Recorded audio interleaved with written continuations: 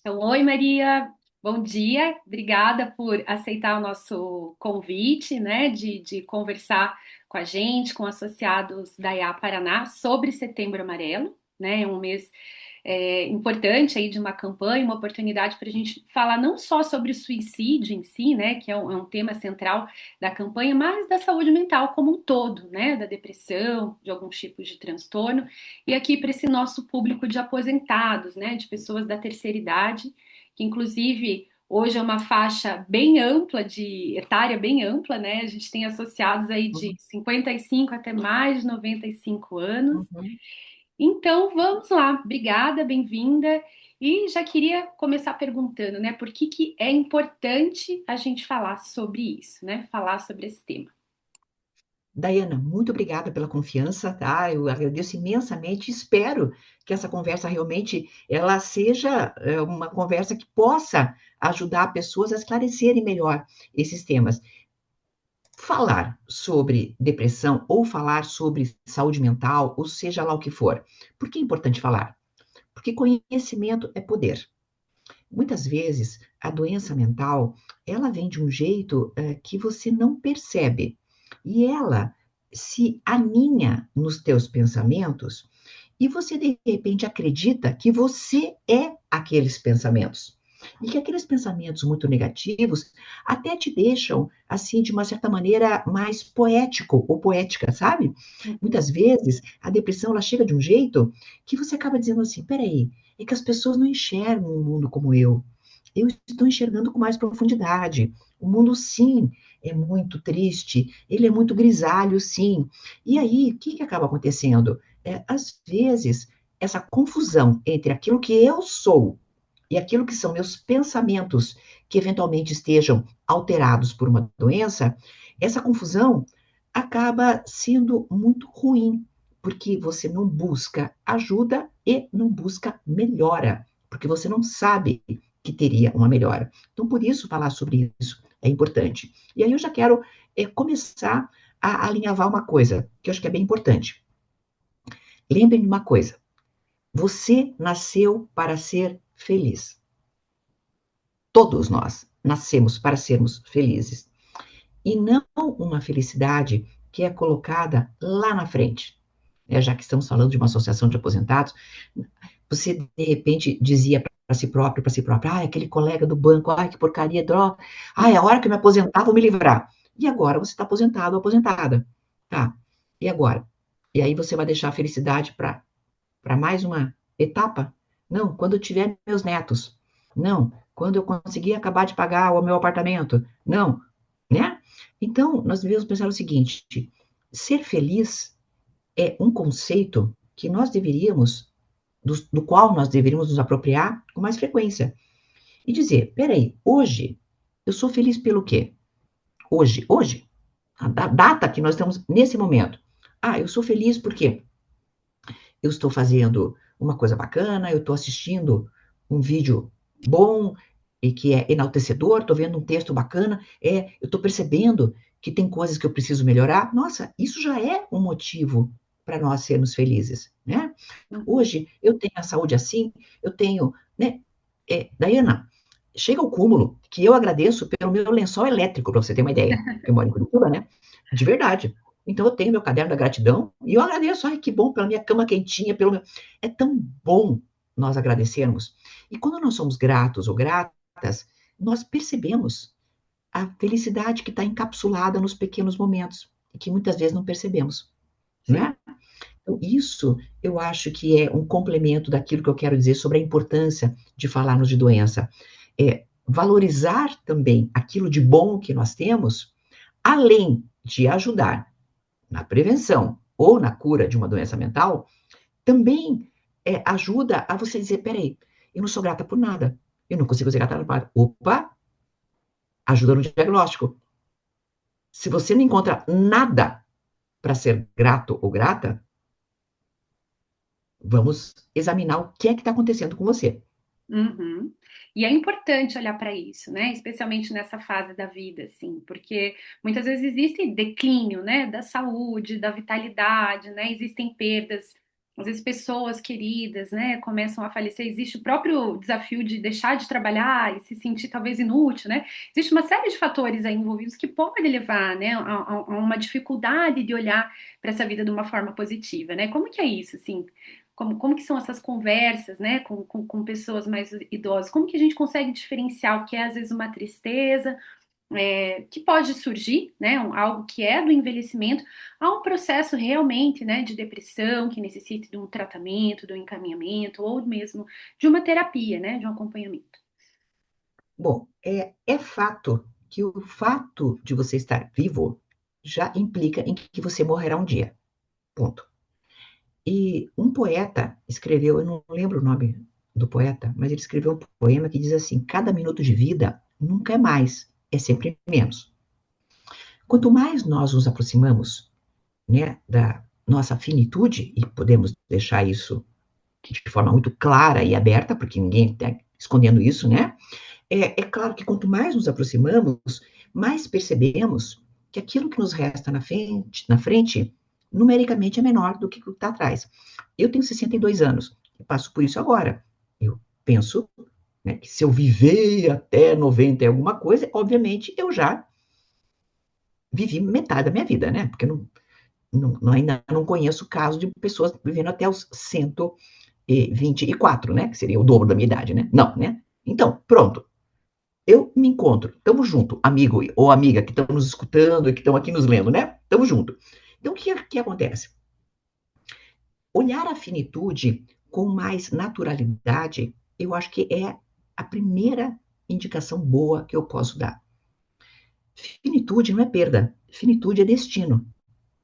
Destino de uma flor. Eu ganhei um girassol esses dias, mas não plantado, um girassol cortado. E aí eu me empenhei, falei, gente, eu vou fazer ele durar bastante, coitadinho, né? Aí deixei lá na água, na minha sacada, né? Pensei, ai, vai que ele, com sol ele gosta, né? Daí eu fiquei triste, porque ele depois de uma semana foi murchando, murchando e morreu, né? Morreu aquela flor. E era o destino dela, assim como vai ser o destino de todos nós, né? Eu olhei para aquela flor e pensei, puxa, eu tô olhando para a finitude da vida. Mesmo que eu queira mantê-la, eu não conseguirei fazê-lo, né?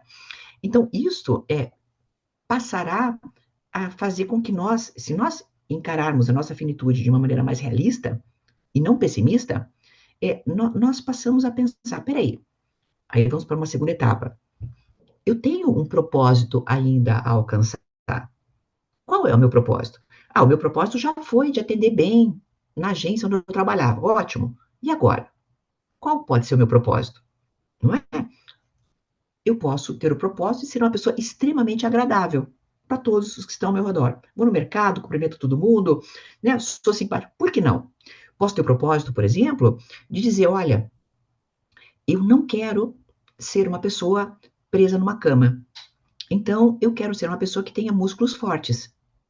Eu vou, então, me dedicar mais a fazer atividade física. Esse pode ser um propósito também. Você veja, o propósito não é uma coisa necessariamente de fazer caridade ou voluntariado. Não precisamos forçar as pessoas a fazerem coisas que elas não querem. Mas tem tanta coisa bacana para a gente fazer. Pode E ser algo aí, simples, né? exatamente, feliz no simples, pronto, né? Entendeu? Agora, vamos lá. Como você me perguntou, como identificar, então, aquilo que seria uma tristeza normal por perdas que são normais da vida, como eu falei agora, né? E aquilo que é fora. Você sente.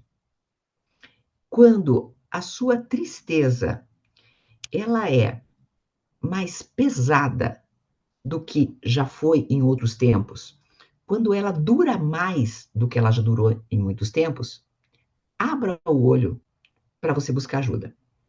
E que tipo de ajuda?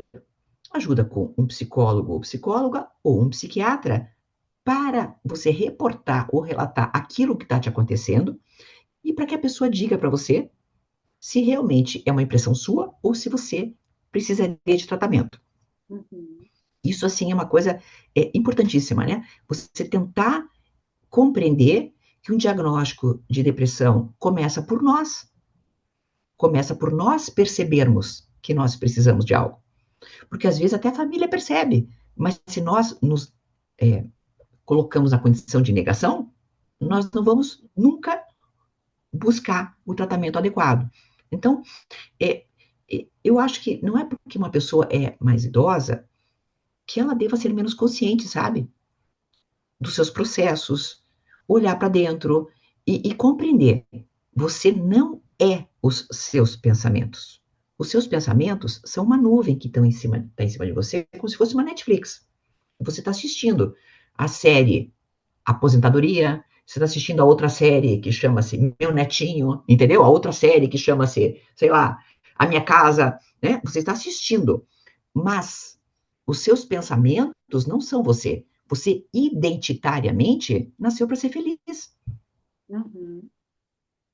É isso, né? Aceitar que também esses momentos, né? Aceitar os momentos de dificuldade e reconhecer em que ponto passou do limite, né? Essa tristeza, esse desânimo. E aí você falou da terapia, né? Como é importante também esse apoio terapêutico. Muitas vezes a gente já vai para um lugar de, vou tomar um remédio aquilo acaba ofuscando algo, né? Anestesiando uma emoção, um sentimento, algo que poderia ser trabalhado e que é importante que seja trabalhado, né? Então eu queria que você falasse um pouquinho para gente da importância da terapia, porque existe um certo preconceito, né, entre pessoas mais maduras, uma ideia de que terapia é só para gente doente ou para gente louca, né? Eu já ouvi isso de pessoas próximas a mim.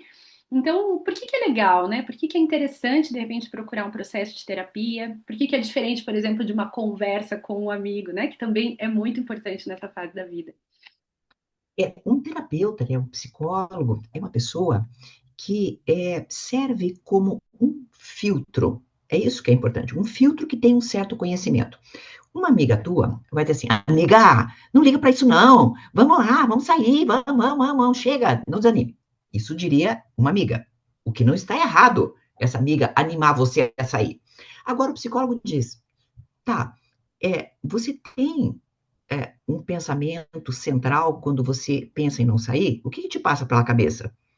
Então, claro, quando esse psicólogo fala isso, ele faz uma indagação, a gente chama de questionamento socrático, essa própria indagação faz você pensar um pouco mais.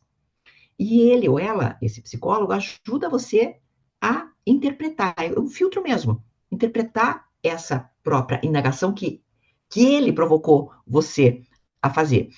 E isso é muito curativo. A gente chama de cura pela fala. Às vezes, você precisa se escutar falando algo para que você possa mudar a tua forma de pensar. Porque depressão, a gente chama de tríade. Nós temos três ideias negativas. Ideia negativa sobre si próprio, sobre o mundo que te rodeia e sobre o seu futuro. É uma tríade. Isso Hum. Aaron Beck descreveu muito bem. Então, para você conseguir melhorar, claro, às vezes um remédio pode ajudar muitíssimo, mas se você não mudar a tua vontade de pensar diferente, você só vai estar medicado ou medicada, mas vai continuar com esse tipo de pensamento. Ah, Maria, mas é possível mudar pensamento? Estou falando, a nossa Netflix, eu posso escolher que série eu vou assistir. Eu quero assistir esta, né, que diz que eu não estou bem, ou eu quero assistir esta que diz hoje vai ser um dia bom, hoje vai ser um dia em que eu faço uma coisa diferente na minha vida, né? Hoje vai ser o dia que eu arrumo aquela gaveta, aquela minha casa que está desorganizada, não é? Então, assim, nós podemos mudar os nossos pensamentos. E talvez com uma terapia nós sejamos levados a fazer isso de uma maneira mais rápida e melhor. Claro que não exclui, obviamente, acho lindo, acho ótimo, conselho de amigo. Super vale a pena. Eu mesma, eu atuo como psicóloga profissionalmente, mas eu tenho várias amigas. E eu não trato as minhas amigas como eu trato os meus pacientes.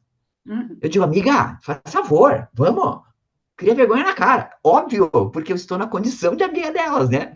E amiga para isso. Amiga para fazer a gente para frente, amiga para tomar café com a gente, para ouvir a gente chorar, claro, não é? Então, são coisas diferentes, mas podem ajudar muito. Uma outra coisa que é um mito sobre o processo terapêutico é que ele dura muito. Não precisa durar necessariamente. Você pode fazer algumas sessões com o psicólogo. E às vezes, um número reduzido de sessões já dá para você aquele norte. de pensar diferente. Então, tem várias maneiras diferentes da gente se relacionar com a terapia. Legal.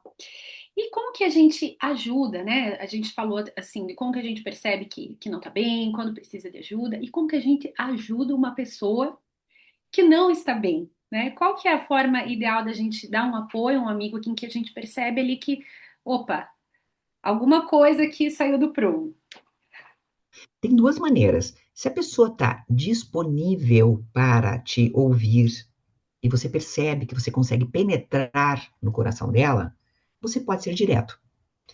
Agora, quando você percebe que a pessoa não está querendo perceber, porque isso acontece também, eu diria para comer pelas bordas, como se fosse uma pizza quente, entendeu? Sabe aquela coisa? Ou tomar uma sopa, né? Pelas bordas.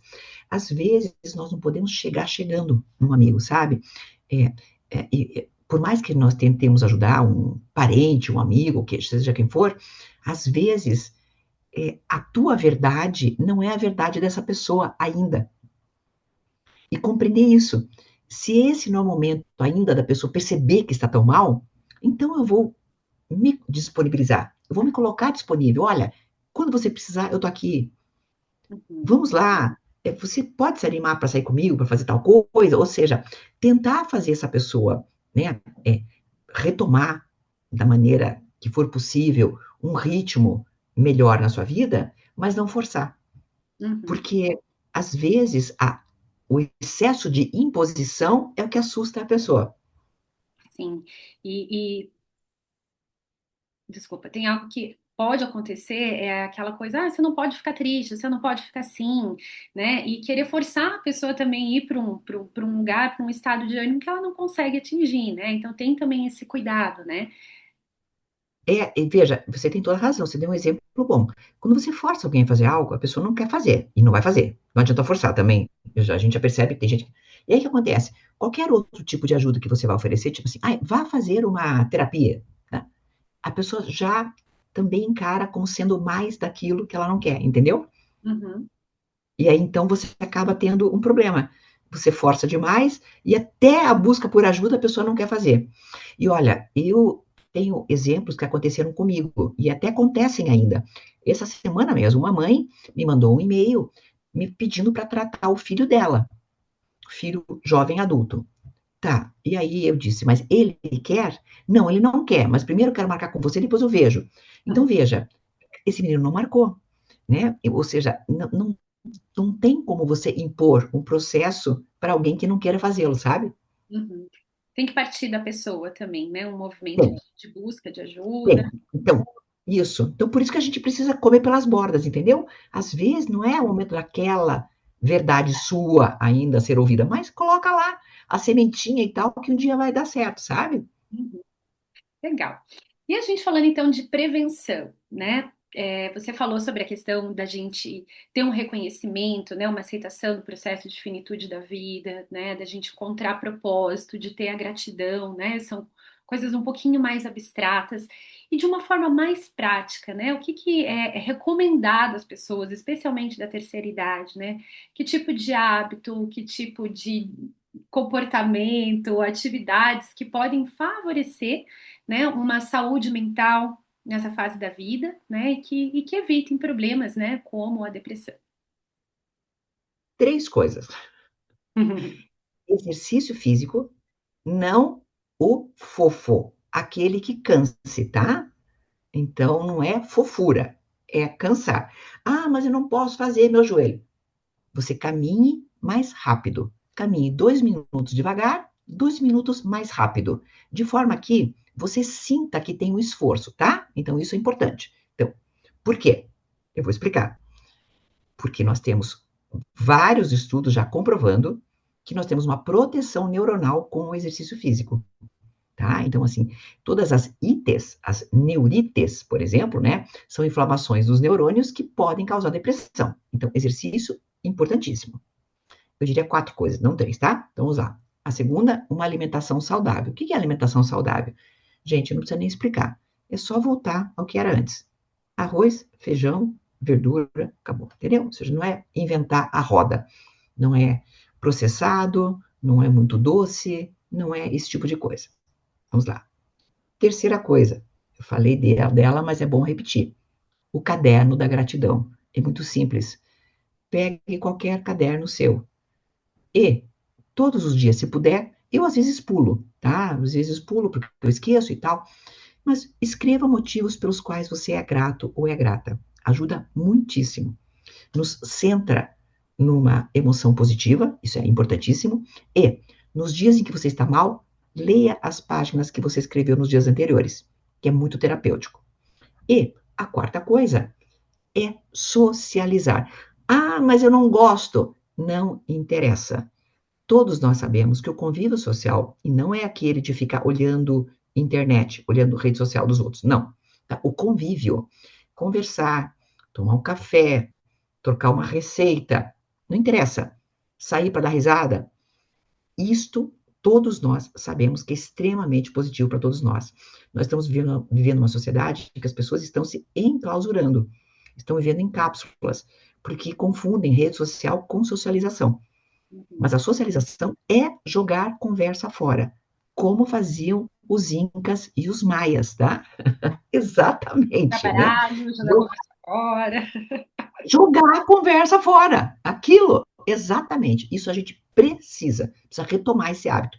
E eu diria uma coisa para não fazer, porque eu vejo muito idoso fazendo, né? Viver pendurado em rede social, tá? Aí nós temos um novo vício do celular no idoso, que depende muitas vezes de uma coisa rápida para poder estar bem, né? Que é aquela dopamina rápida dos vídeos rápidos. E eu digo para você, isto é extremamente danoso para o nosso cérebro, tá?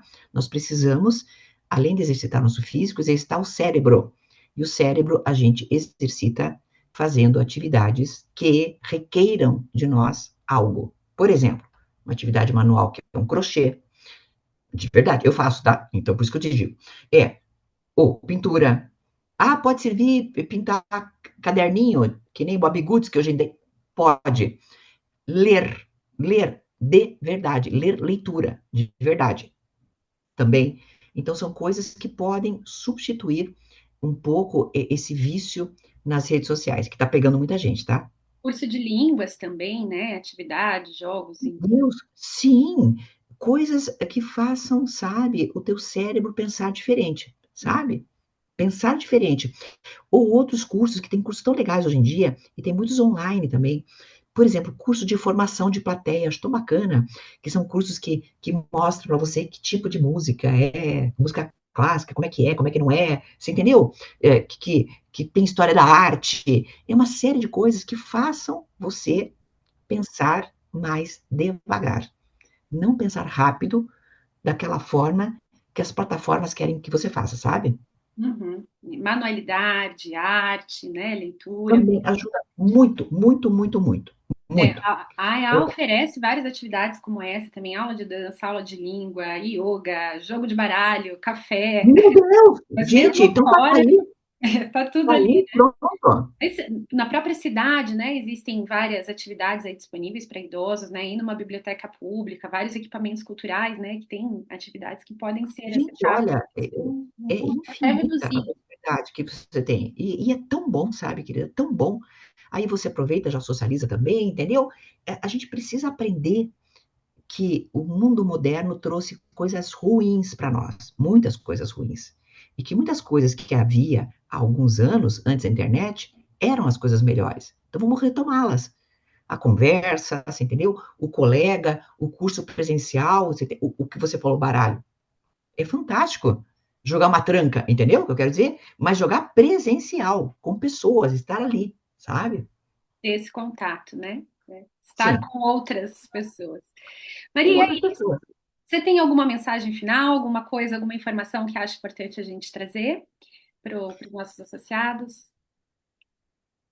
Você, de novo, o que eu disse antes, você nasceu para ser feliz, de verdade. E a felicidade, ela está encapsulada no agora. É como se fosse um colar de pérolas. Tem uma pérola, nesse momento, chamada agora. Não fica olhando na última pérola lá do cordão. Olha naquela de agora. Porque daqui a 2 segundos vai ter outra pérola, que é o agora. É mais um agora. E daqui a pouco mais um agora. Daqui a pouco mais um agora. Então, todos são agoras. Então, cada agora é uma pérola em que você pode ser feliz. Viver sem remoer o que passou e sem se preocupar demais com o dia de amanhã, né? Viver o Olha, o presente. que passou serve como lição. A vida é uma grande lição e nos aponta a direção que tomar. Mas ressentimento não leva a nada. É isso. Maria, obrigada pela tua participação. Você quer deixar Obrigada, alguma Mariana. informação sobre como te acompanhar, acompanhar o teu trabalho, ou como te acessar também, para você faz, né, o trabalho de terapia clínica também? Como que a gente pode entrar em contato? O meu Instagram é Honre Suas Escolhas, é bem fácil. E eu tenho um aplicativo também que chama-se Honre Suas Escolhas. Então é só procurar ali na loja do celular e baixar, é um aplicativo que tem conteúdo gratuito também, e tem cursos, tem uma série de coisas. Então tem uma série de. Então, inclusive tem um mini curso gratuito chamado Propósito, que eu acho que é bacana, né? É um aplicativo, chama-se Honre Suas Escolhas, fica bem fácil. Tá certo. Muito obrigada, então, e até uma próxima oportunidade. Obrigada, Daiana. Um beijo.